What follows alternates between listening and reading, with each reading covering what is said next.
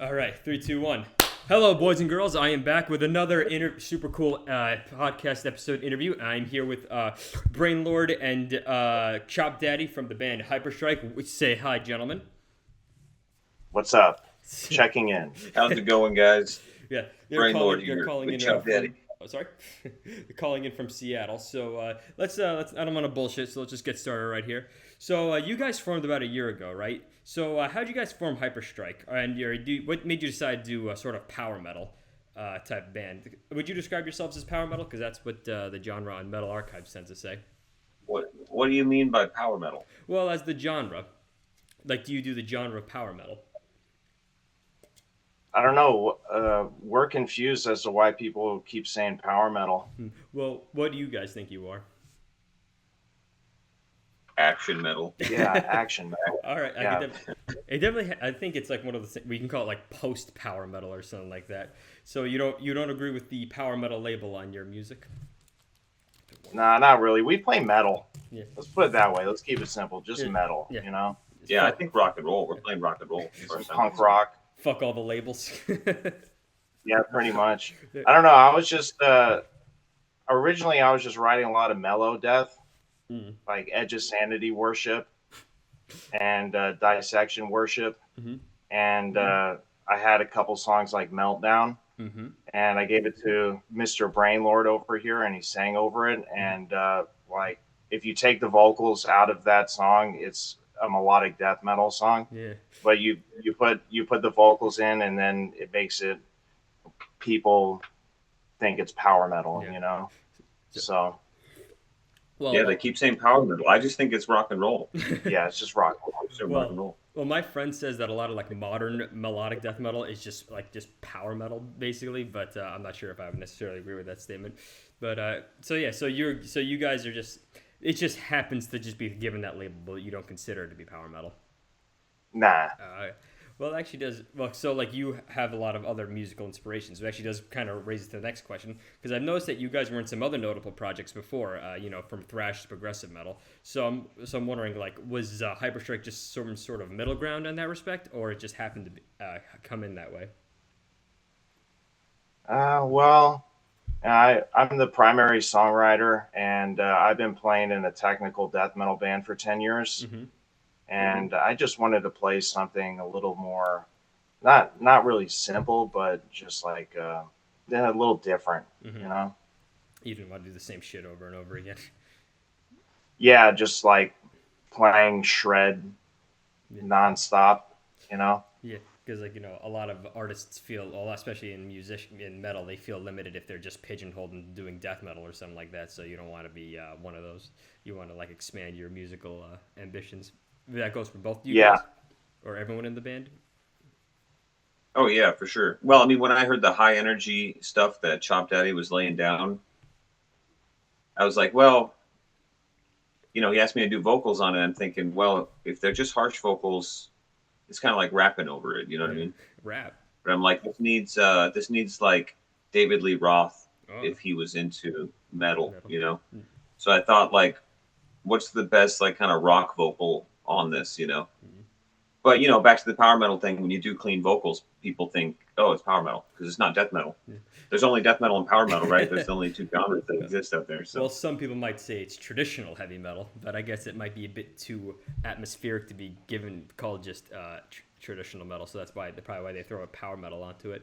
You think maybe it's because people just can't quite agree on what type of metal it is. That's why they say it's power metal. I think that's why. I mean, also like the traditional metal guys would be playing like Judas Priest and stuff. Yeah. You know what I mean? And then they'd be writing songs that are Judas Priest and Black Sabbath and Iron Maiden.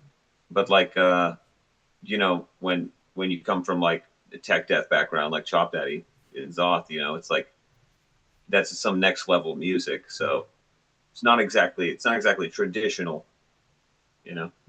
All right. Well, I definitely see what you got there. So you want to have like variety in that. Actually, that actually does. This question has been. Let's just get to this question because I've been wondering about this. So you guys all use pseudonyms. So what made you decide on using the pseudonyms for that band? Do they mean anything in particular, or do they just sound cool? You got your Chop Daddy and Brainlord, but there's also a Goblin Hammer and Siberian Claw. So how'd you guys arrive on those names? Well, they're the first things that came into my mind, and it's just funny. Mm. You That's know, it. we like to have a lot of fun in this band. It makes us smile. You don't want to. So you're not you're just like not taking yourselves too seriously on that then. We're very serious, Incredibly serious. super serious. Can't you tell? This is life or death. This situation. That's why we named yourselves Brain Lord. So, all right. So, actually, I wanted to ask earlier. So, do your various musical backgrounds have a lot of influences on the songwriting process? Is it more cooperative, or do you all suggest song ideas and bring it from there? I think, Brain Lord, you said you are the main songwriting force behind the band. Absolutely. I write 100%. No, go ahead. Yeah, I write majority of the songs, and I just sit down and bust out a demo, Mm. and as fast as I can, and send it over to the group on our chat, and Adon just comes back with fire vocals, and then Ilya comes in because he's a little more busy and throws in the leads, and then we'll cut something like in the studio Oh, so with real drums, you know. do you go to do you like have a studio, or like is it like some like professional like room in your house? No, Mm? we'll record like we recorded drums for Beast Inside at the school we work at. Oh, okay. Me and Goblin, you know, on the in the room there on some borrowed microphones, and I just do my studio magic on everything. Yeah, it works pretty well. The This is the studio. This is Chop Daddy Ranch product. that we're calling I from. could see with the hat going on. I could definitely see that. I mean, production on the Yeehaw! album is pretty good. Thank you. Yeah. Did you do that Yeah, yourself? Chop Daddy's a big. He's a big metal producer out here, working out at Chop Daddy Ranch. Yeah, this is the world famous. He's got a lot going on. Do you produce for any other bands, or just for your own personal projects? Yeah, I did Vindicator's new album, Mm. and that was cool. This band from San Francisco, Frolic, I'm working on their album. Band from Ohio, Warm Body, working with them. I just did a anime metal EP. That was cool. I played bass on that too. Oh, what Forbidden Alchemy. anime metal? Which Yeah, which Forbidden Alchemy. oh, so you're not going to tell us what it is? That's the name of the band, Forbidden Alchemy. Oh, okay. All right. Well, I'll have to check out. My friend's a huge weeb, so maybe he'll like it. All right. I really liked it. That was one of my favorite things to work on. It was very interesting. All right. I'll check it out after this. That sounds very interesting. All right. So let's move on here. So Ben, aka Chop Daddy, you were with Warbringer. You even played it with for Bonded by Blood Live. So it sounds like those were some pretty interesting gigs. Yeah, that was a long time ago. Mm. I joined Warbringer when I was 17. Jeez. You know, and it was like I turned 18, and then like 2 weeks later, we were on tour with Exodus. Oh, that's you know, touring everywhere. It was crazy. Oh, where'd you guys? So, where did you? Was it a long? Did you do like how long was the tour?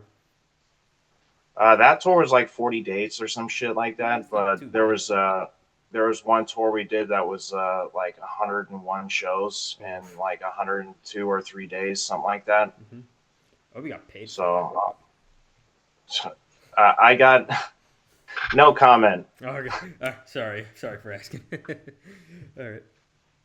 So he's not here right now, but Goblin Claw played with Void Dancer, which was a melodic mellow death / deathcore band. So, and you guys were talking about earlier about you used to play in technical death metal. Oh wait, hold on. You mean Siberian Claw? Yeah, Siberian Claw. What did I say? Goblin Claw. I think I'm getting the names backwards. So That's right. We're all one. Yeah. So he played with melodic / mellow death / deathcore band, and you said you were in a melodic death metal band, Ben, or you did something with melodic death metal. Well, yeah, I am in one. It's called Hyperstrike. we just have a clean vocalist. Well, that's definitely it's definitely metal as shit. Let's see. So Adon Brainlord, you were at the progressive metal band Ghost Ship Octavius, and you were also the guitarist. So do you do any guitar with Hyperstrike, or you mostly just do vocals? Pretty much just vocals. Mm. I helped write a solo, but yeah, I just I can play guitar. I can play a lot of different instruments, Mm-hmm. keyboards and stuff too. Um, but like everybody is dedicated to their craft in this band. Everyone Yeah. just sticks with the thing that they're best at, Mm-hmm. and works out best that way. That's good. So you mostly just stick with the vocals then. You don't really do anything else with that. Yeah, pretty much just the vocals. Okay, no problem. All right, cool, cool. Let's see. So currently you guys are independent. Do you have any plans of getting signed to a label, or screw all that shit? You're just gonna do what you want to do. I mean, it depends on the kind of deal, Hmm. and I'm not really interested in just like giving away everything for an advance, Yeah. and to be associated with a label or something like that. I don't know if I'm really interested in that, and that seems to be kind of majority of the deals. Yeah. So, but if the right deal ever came along, and this extends out to my life too, like I'm always interested Yeah. if the deal is right. I You mean, know. I mean, I definitely see. I mean, your music's good enough. It's very good, so it can be signed to a label, I guess. But I guess it's just a matter of would you want to be, because like a lot of people refuse because they don't want to give up autonomy of their music and shit. Yeah, it would just depend on the deal, Yeah, all right. but yeah, I that would be awesome. Yeah. So We didn't get screwed. all right. So I've seen some videos you guys performing live. Would you do it more often if you were given the chance? I mean, you said you were when you toured with Exodus and you did a lot of live shows. So would you do a lot more live shows with Hyperstrike? Yeah, I tour 9 months out of the year, honestly. Oh, jeez. So like, wait, you said you worked in a school, didn't you, or somewhere else? Yeah, but I would prefer for like touring to be the job. Yeah. I mean, yeah. If that was the case. Hmm. What about you, Adon? Would you like to do more touring? Oh yeah, for sure. I mean, we're doing one right now. We're doing a Oh, small oh yeah. Pacific Northwest one right now. You guys said you were in Canada this weekend. Yeah, Yeah, how's that show going? Yeah. it's okay. Yeah, that's good. Yeah, it's pretty fun. Vancouver's always a really nice city. Yeah. Well, where are you guys right now? You're still in the West, right? Yeah, yeah. We have three more shows. So he's from Phoenix, Mm. and we had that show offer for Canada, and we're like, let's just book some shows and strike while the iron's hot Mm. while he's out here. So we have three more shows coming up: Tacoma on Wednesday, Portland on Thursday, and then Seattle on Friday. Well, geez, you got your work fucking cut out for you then. So you're from Phoenix, so you're not all from the Seattle area. Jeez. No, he's the only one outside. Yeah, I live in the desert. How'd you guys unite and form the band Hyperstrike then? I mean, I've known Ben for probably 10 years, Yeah. something like that, about 10 years. I've known Claw since high school. Um, Back then, we went to the same high school. We would both try to like do Ingve covers and like outpace each other. We'd always be just playing metal and stuff together. So. And he's one of the best musicians I know too, so always wanted to be in a band with him. And yeah, so I mean, and then, Goblin, I just recently met him, but, since they're all in Seattle, I'm in the desert, I fly up here, we do some shows, and then I fly back. Well, it sounds like you have Go a back good. to my desert hole. Well, it seems like since you only just met recently, but it seems like you guys get along pretty well. Yeah, Goblin's cool. He's actually my boss. I thought, aren't So- you the? So he's like he bosses you around, tells you what to do. You do he tells you to do the songwriting. You write the songs. No, he's a good boss. No, he's the music director at the school. We Uh-oh. work together, and Ilya's the Claw, the music director at another school. So All right. So let's see. Next question. So you guys released this new EP, "The Beast Inside." Are they singles for an upcoming album? Do you have another album in the works already, or is this just an EP that you guys did together? they're the kind of the songs that didn't really fit on High Risk, and I promised Brainlord over here that we would release that song "Beast Inside" at least for Halloween. Mm. So that was the deal. I was like, I think it was was it High Risk? I was like, that song's gonna stay. One of the songs I was like, this song's gonna stay, but Lost Medicine, Beast Inside have to go or something like that. So they're just the leftovers. And the second album is done being written and it's demoed out completely. Oh, sweet. So we're just waiting a couple months and then we're gonna hit the studio, get the drums tracked, and then finish the album. Yeah, we're actually working on the third album right now. Oh, geez. So you're you're not even, you haven't even released second album. You already got the third album on the way. Yeah. Yeah. How long does it take to record one of those albums? I mean, you have already everything written out. How long does it take usually? If I was like beginning of the project to the end of project, 2 to 3 weeks. Oh, that's not so for bad. like a whole album or something like that, from tracking drums to well, that's like kind of assuming the guitars and bass are already done. Yeah. All right. Right. Yeah, Well, 2 3 yeah, weeks. we got a whole album done in a month pretty much. Yeah, There's 12 months in a year, so Yeah. So from we start can put out 12 yeah, we could do that. well, from 12 albums a year probably. So start to finish only takes you 1 month if you work efficiently.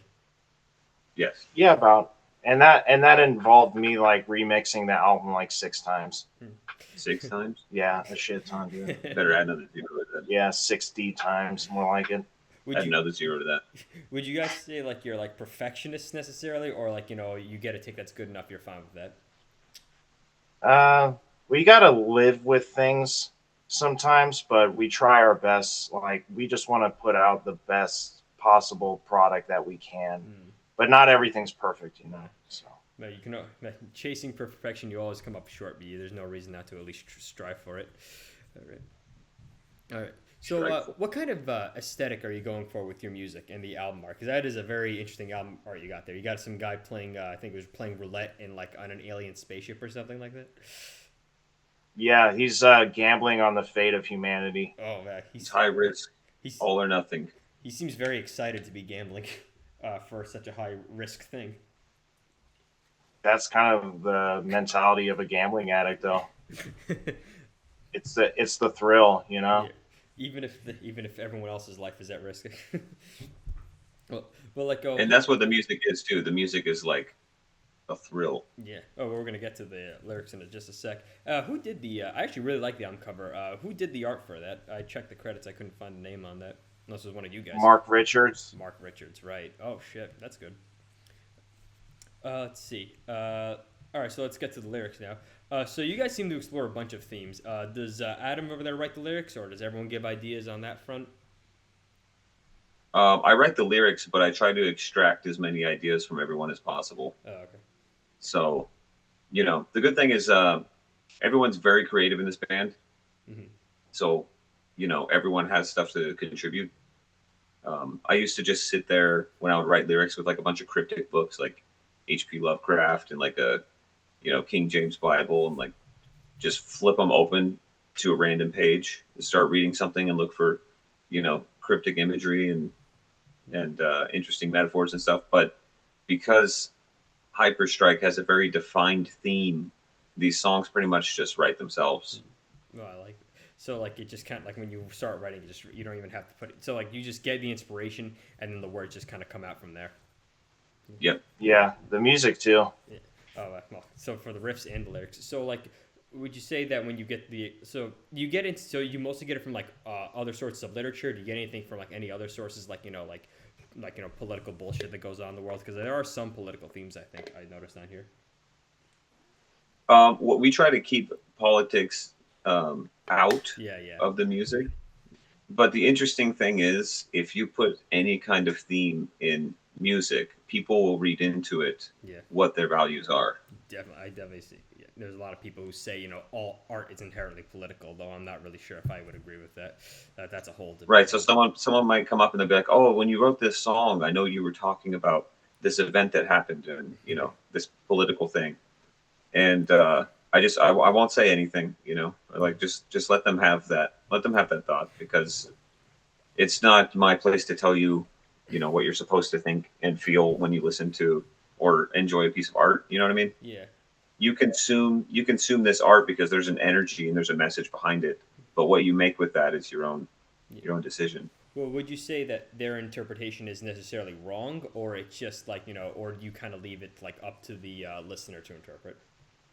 Oh, it's totally up to them. Okay. It's totally up to them because I'm not going to put anything that's like a belief of mine into music. Yeah, put it that way. I try not to have those. Yeah, that can get very pretentious. I could agree.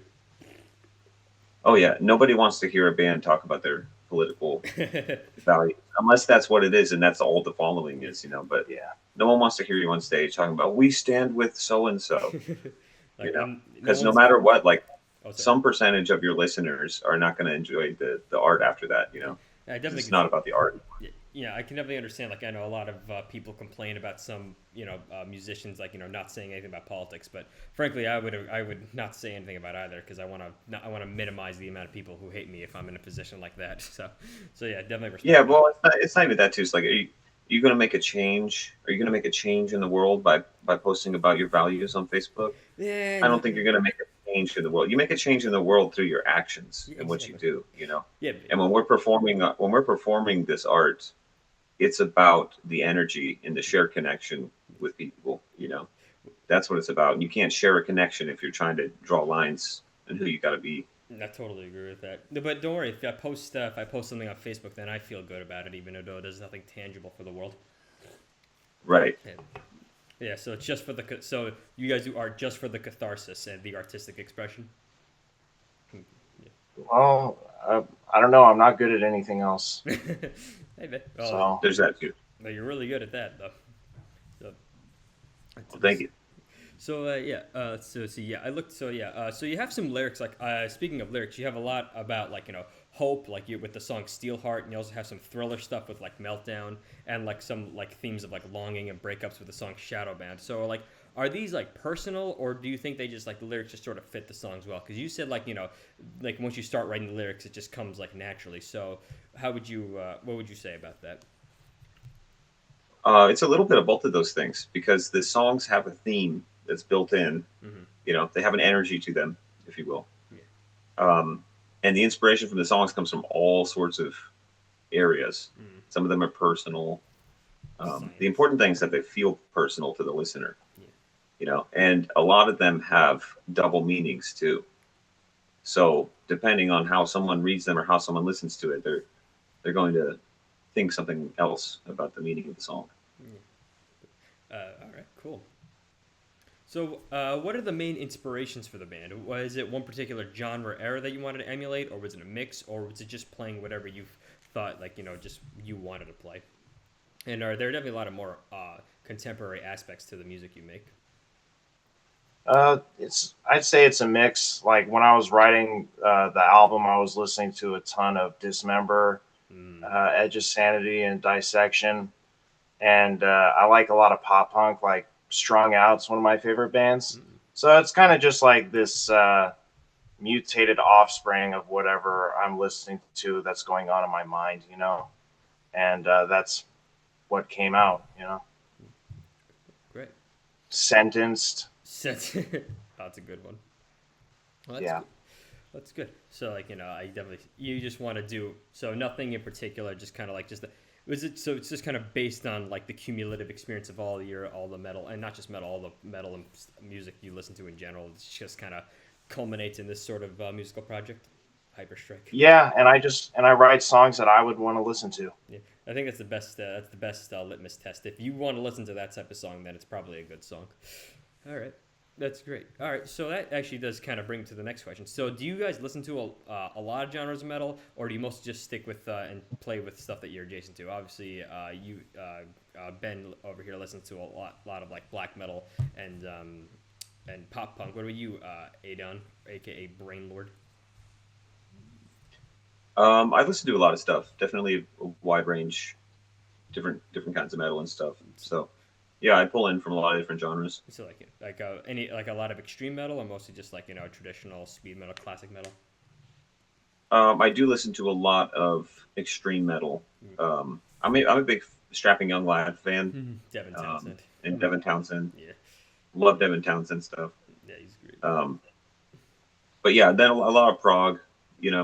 Do you like?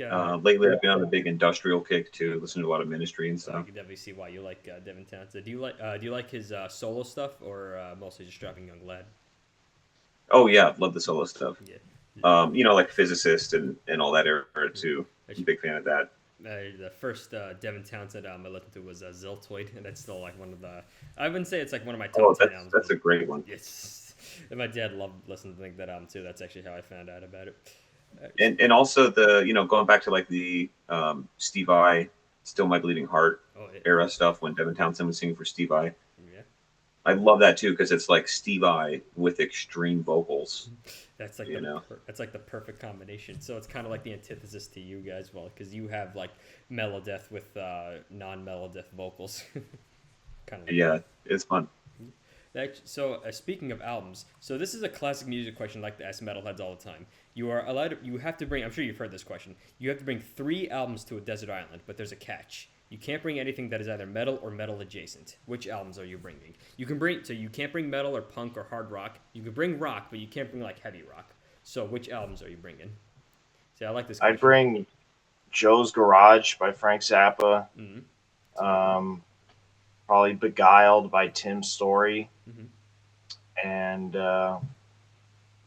probably something to feel good. Probably like Living Legacy or Earth Crisis by Steel Pulse. Well, you had a pretty easy time naming those. Usually, a lot of metalheads have a hard time thinking about those. So you probably listen to a lot of stuff outside of metal. I take it. Yeah, I've been on a serious metal kick, especially brutal death metal, for the past like year.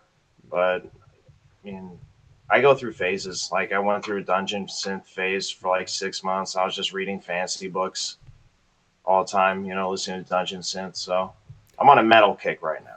So how long have you been into metal? Have you like is this like a recent thing or like it just kind of like ebbs and flows your interest in metal? My entire life, dude. I'm a metalhead since like I don't know, man. Like I got bit by the bug when I was a kid listening to Ozzy Osbourne. Rest in peace. Like rest in peace. Watching horror movies when I was a little kid. I just always been into it. I'm a diehard metal fan, Yeah. From through and through, but like but as you get older, did you like start to like listen to other genres? Because there's a lot of like guys when they get into metal when they're like 12 or 13 or something, that's like 95% of what they listen to, and like maybe they'll listen to some AC/DC or some Black Flag every now and again. I'd listen to Frank Zappa when I was a kid too. Frank Zappa and some jazz fusion like Weather Report, Return to Forever. Mm-hmm. That's great. What about you, Brain Lord? What about you? What are your 3 albums?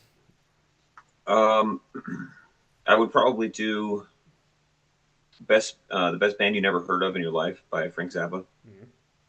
That'd be number 1 because that one has like a little bit of every genre compiled together in a masterful way. Like if you were sitting there and you had to reinvent music from scratch, that's probably you could find everything in that album. And because you did say a desert island, right? Mm-hmm. Yeah. So you're trying to reinvent music from scratch. Just sit there, transcribe that album, and keep you busy the whole time. Then probably Tango 0 Hour by Astor Piazzolla. Mm-hmm. And then probably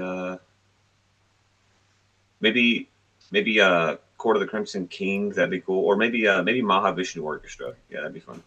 A lot of metalheads I know love in the Court of the Crimson King. So, do you, Adon, do you listen to a lot of stuff outside of metal, or are you also mostly a metalhead and like Chop Daddy? I'm definitely a born metalhead too. It's like I remember my first concert was Korn. I was like singing along with Korn when I was like 3. But I also listen mostly to other genres. And that's partially because like I do when I'm recording a lot of metal, and when I'm playing I do a lot of metal, and then when I'm teaching I want to be learning something else, and that's just me personally, So I listen to a lot of classical music, I listen to a lot of jazz, I listen to a lot of fusion and things that I'm going to end up teaching and trying to challenge myself with on different instruments, which for me is just like a little bit it's a little bit of a reset. So then when I go back to metal, it's like fresh again. But I mean, lately I've been on an industrial metal kick, like I said. So you're a true music fan then. oh yeah, definitely. If it's good, I like it. So so you guys are music teachers? Yep, all of us. Yeah, everybody. Yeah. Well, you guess you teach what you're really good at then. All right. So let's see. That's. Oh, sorry. You said Devin Townsend. So what are your favorite bands, either influences or not? And are there any deeper cut bands you think people ought to check out? Pretty much mentioned my favorite bands here. Frank Zappa, Dissection, Edge of Sanity. Yeah. Well, any like deeper cuts, like maybe it's like lesser known bands you think people would really benefit from listening to, if you can think of any off the top of your head. No, I can't think of any off the top of my head right now. Okay. Some deep cuts. It depends on the listener. What do they want to hear? What are they listening to? All right, let's just say for the start, like let's just say like just your average metalhead. Like they'll listen to anything that's heavy. Oh, gotta think about that. Maybe Gates of Ishtar, but I guess they're kind of having a comeback. So that's pretty obscure. Like Hatha Flame.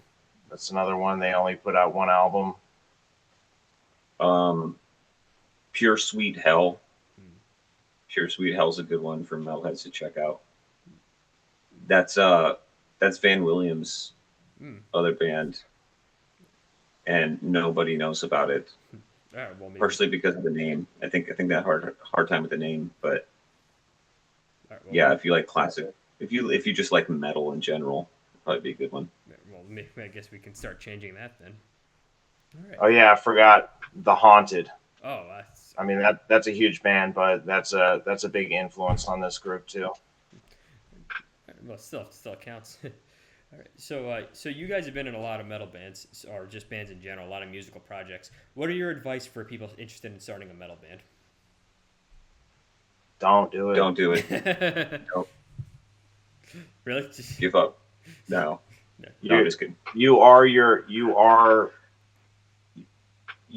in your own way when you're writing songs. Like only you can make yourself good, if that makes any sense. Yeah. Like no one's gonna come along and help you out. Like you have to have the discipline to make it a reality. Yeah. Like you can't rely on anyone else. I guess that's my advice. Yeah, you're doing one of the hardest things. So you better make sure you're in it to win it. Don't do it for anyone else. Do it for yourself. Yeah. So what are your musical plans for the near and distant future, and any closing words? Because we got to wrap this up. We're almost out of time over here. No, Chop Daddy's out. Brainlord, any closing statements? No, thank you. Appreciate the interview, and thanks for listening. Everyone else, I want to thank you guys for listening. This will be uploaded in about a week or so, I will let you guys know. Okay. Everyone else, you guys have been great, and you can all fuck off now.